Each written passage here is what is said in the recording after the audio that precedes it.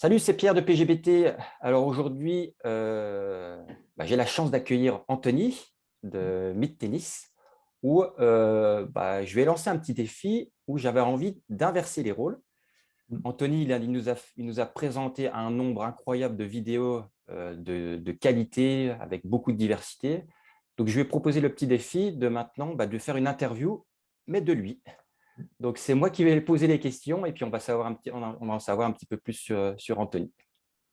C'est une très bonne, en tout cas, c'est une très bonne initiative. Merci de le faire dans ce sens-là aussi. Évidemment, toi, tu es passé sur Mille Tennis, sur mon espace ancien tennis. Et c'est une très bonne initiative parce que c'est vrai qu'on me pose la question. Tout ce que tu vas me poser comme question, je pense qu'il y en a qui se sont posés, d'autres qui me l'ont déjà posé. J'aurais répondu évidemment. Mais c'est pas plus mal d'avoir une vidéo, on va dire, publique, que tout le monde sache un petit peu d'où vient Meet, pourquoi, qui je suis moi déjà à la base pour faire tout ça, qu'est-ce qui m'anime pour faire ça et l'avenir de Meet. Meet, il a fait Meet, il ou elle, peu importe l'image qu'on lui donne, à 3 ans, depuis septembre.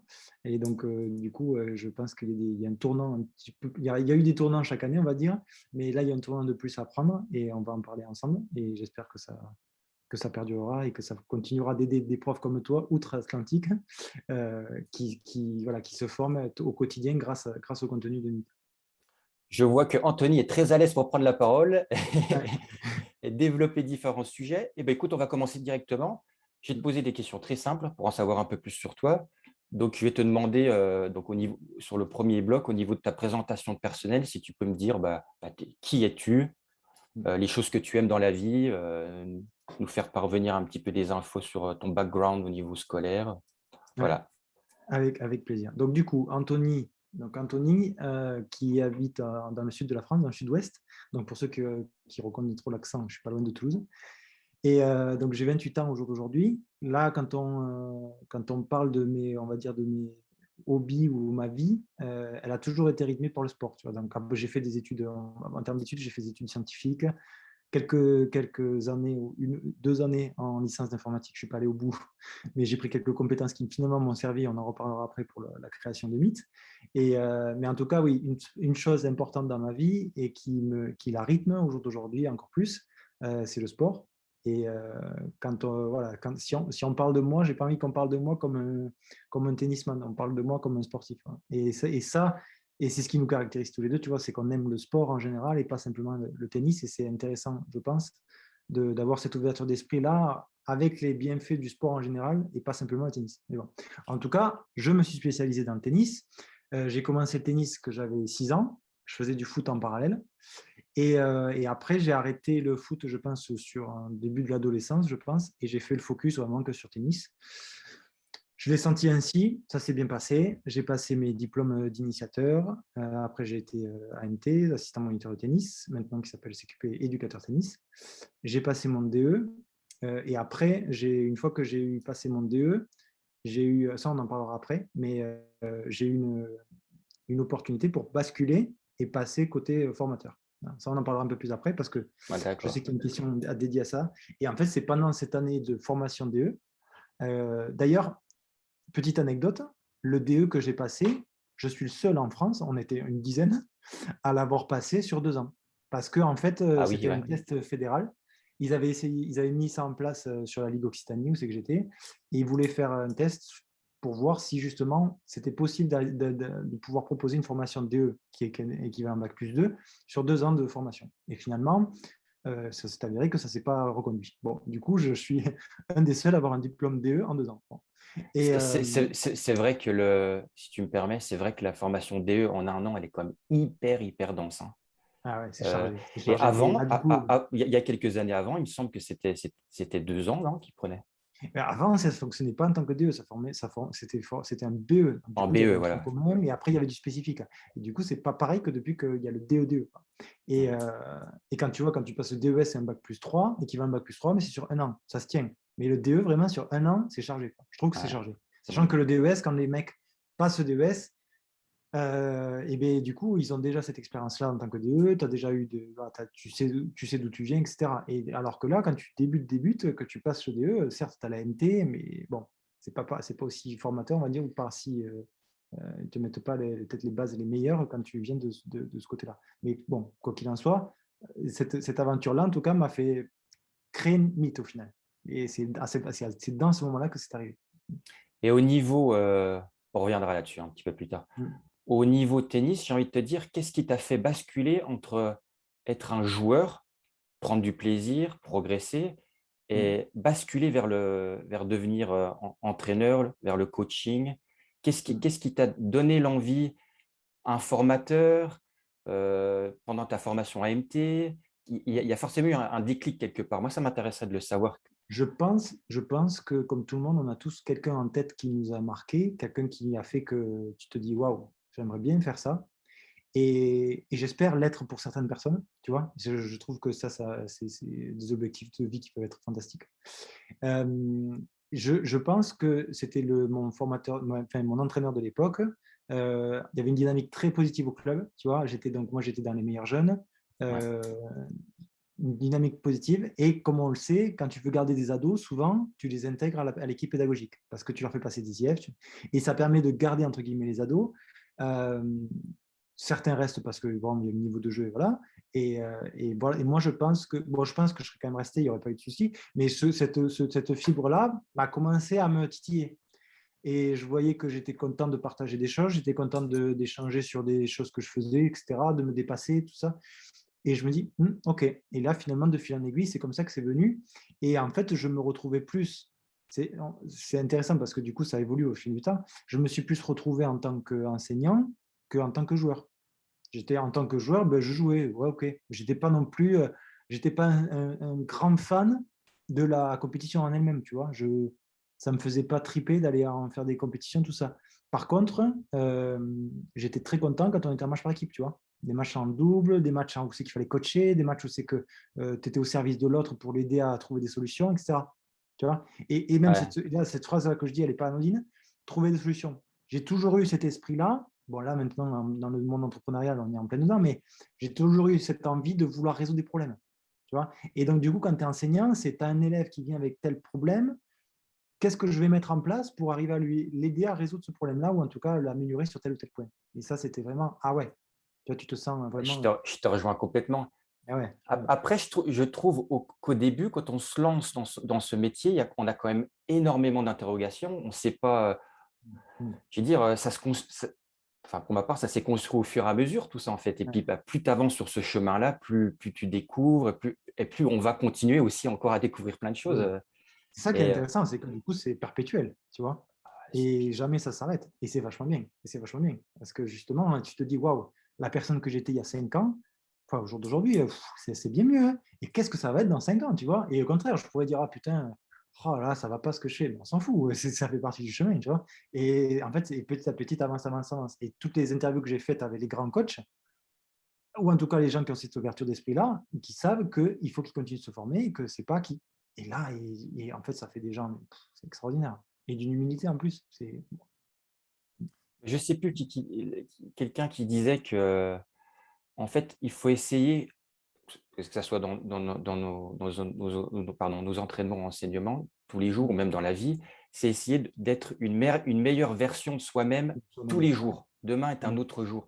Et en ayant ouais. cette mentalité-là, forcément, bah, Et en plus, il y a plein de plans possibles, tu vois. Ça peut être, quand là, on parle de développement personnel, on dépasse le cadre là du tennis, même de l'enseignement. On est vraiment sur la personne elle-même. Mais être une meilleure version de soi-même, chacun le met comme il le veut, mais ça peut être, si on est très pragmatique, c'est ben, il faut que j'apprenne un truc par jour.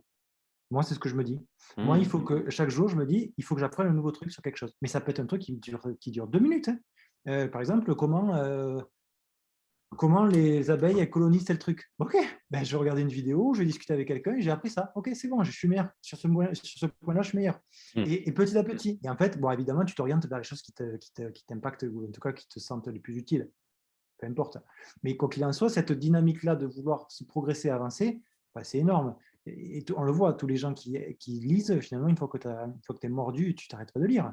Et c'est super Exactement. intéressant. Ouais. Alors, question simple, Mm. es-tu plutôt enseignement ou entraînement? Mm.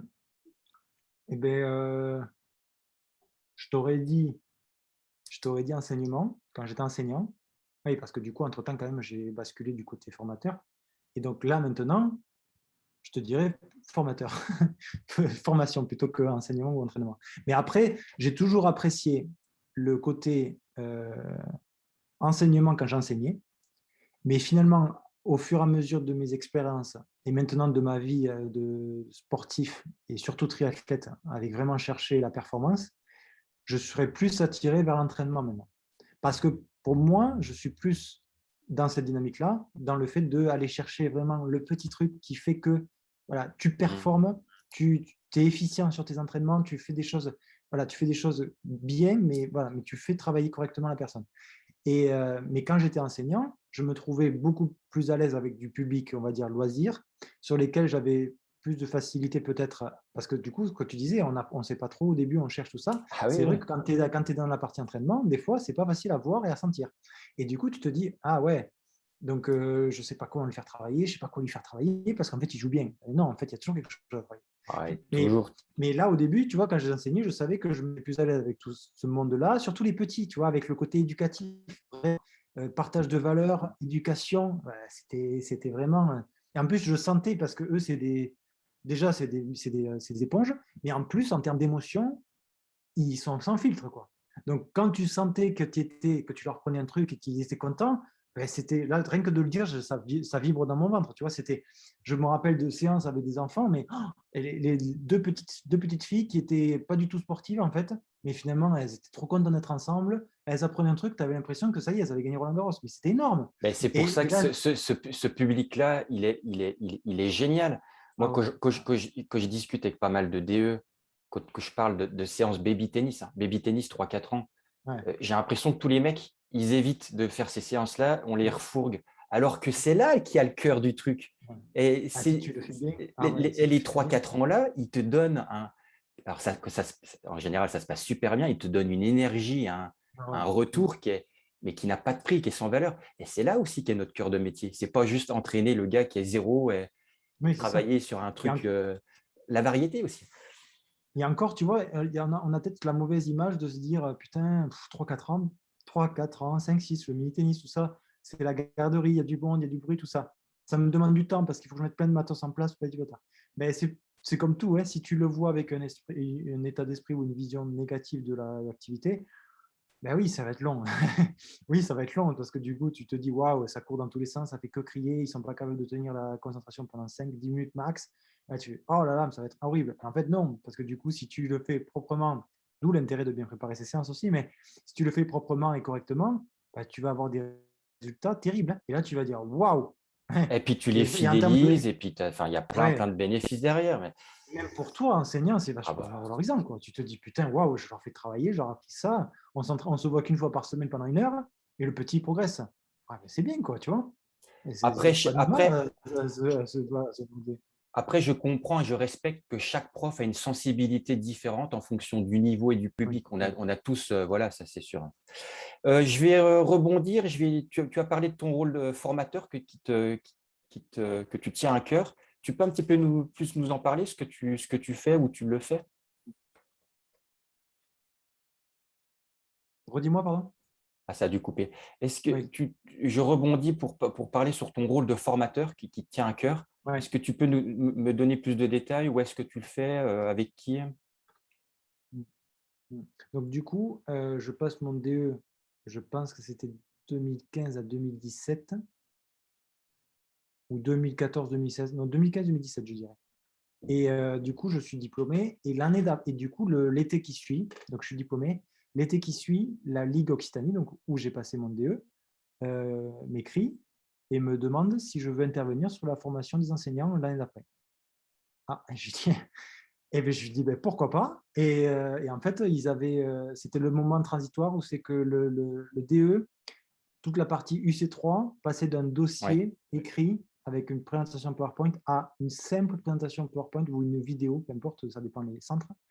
Et en fait, il n'y a plus de dossier au jour d'aujourd'hui, c'est une présentation, chez nous en tout cas on fait comme ça, présentation PowerPoint avec présentation des groupes et du joueur ou de la joueuse référente avec toutes les étapes de progression pendant l'année, avec des analyses vidéo, avec le traitement des images, etc. Et du coup, ils ont voulu de par ce que j'avais produit et fait, au final, je ne le savais pas parce que du coup, ça allait sortir quelques mois plus tard, cette Oui, oui, oui. directive nationale.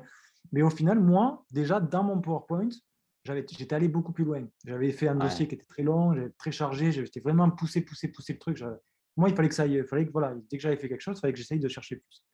Et là, cette dynamique-là, peut-être que ça m'a servi aussi parce qu'ils ont vu que j'étais motivé, que j'avais envie d'avancer dans les trucs et voilà, aller chercher vraiment le top, top, top. Et du coup, je m'étais dit, le PowerPoint, c'est bien, mais je vais faire des trucs encore. Mais vraiment, j'ai envie de faire un truc super quali, quoi. Donc, je faisais des vidéos, je faisais des ralentis, je faisais des trucs qui bougeaient, je faisais des trucs avec les drones.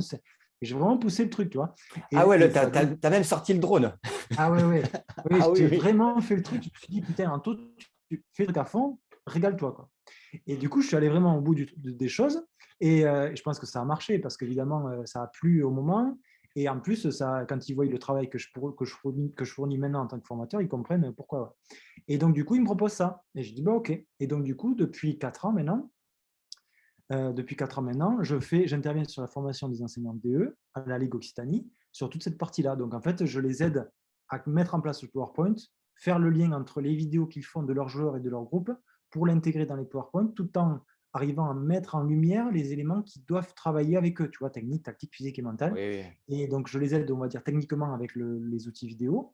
Et en plus, je fais le lien parce que du coup, vraiment, ils auraient pu prendre un intervenant extérieur qui soit capable de leur montrer comment on fait un montage vidéo, point. Mais Exactement, là, parce que là, je il pense y a que l'aspect vidéo. Ouais. ouais, la force du truc, c'est que j'ai ces compétences-là, mais en plus, je suis enseignant. Donc, du coup, Ah bah, je mets des mots sur les actes que je demande, tu vois.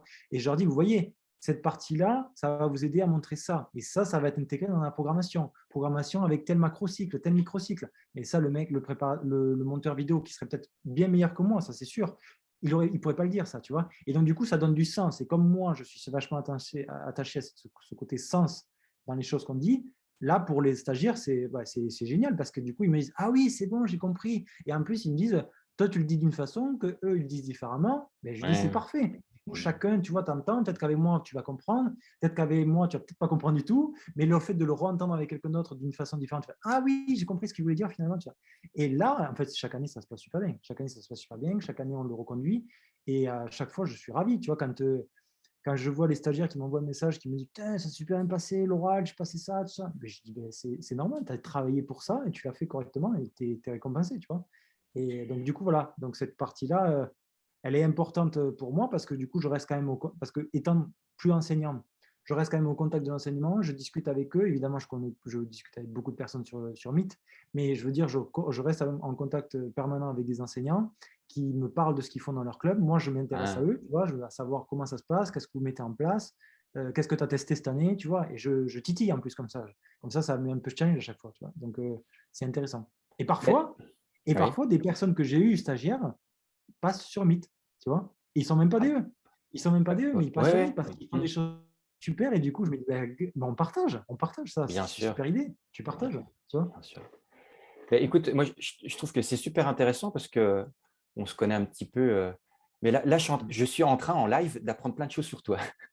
Des choses voilà, que je voulais découvrir. On a discuté de plein de choses en off, mais c'est super intéressant. Je pense que ça va aussi intéresser d'autres personnes. Donc, et puis, on peut ressentir la passion.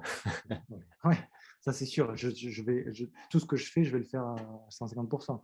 Mais c'est justement pour ça que j'adore faire les choses, parce que du coup, une fois que je suis impliqué dans quelque chose, je le fais à fond. Et on parlera peut-être des projets futurs à venir qui dépassent le cadre du tennis, mais là, en tout cas, c'est vraiment quelque chose dans lequel je me sens vraiment à l'aise. Tu vois, finalement, Mmh. quand on me demande, ça ne te manque pas d'enseigner, bah, je dis, si je peux former, je serais encore plus heureux, tu vois. Alors oui, je vais te faire des cours indiv de temps en temps avec des enfants, avec des adultes, de quelqu'un qui a une idée de partage, enfin, qui veut progresser sur cette chose. Ok, il n'y a aucun souci, tu vois, je le fais avec plaisir et en plus j'adore parce que du coup, je mets en application et je teste des choses que j'ai appris entre temps, tu vois. Mmh. Mais justement, ce côté formateur me plaît plus que le côté enseignant, tu vois. Je le dis souvent, je préfère former des personnes qui vont avoir des centaines de personnes sous leur aile, entre guillemets, plutôt que d'avoir des centaines de personnes sous mes ailes, tu vois. Mmh. Ouais. Et là, et de me dire, ouais, mais là, ça peut aider tellement de personnes, c'est trop bien. Tu vois, Ouais, tu es en plein dedans. Et ouais, je pense partager aussi ta vision sur, justement ce partage. ouais. Mm.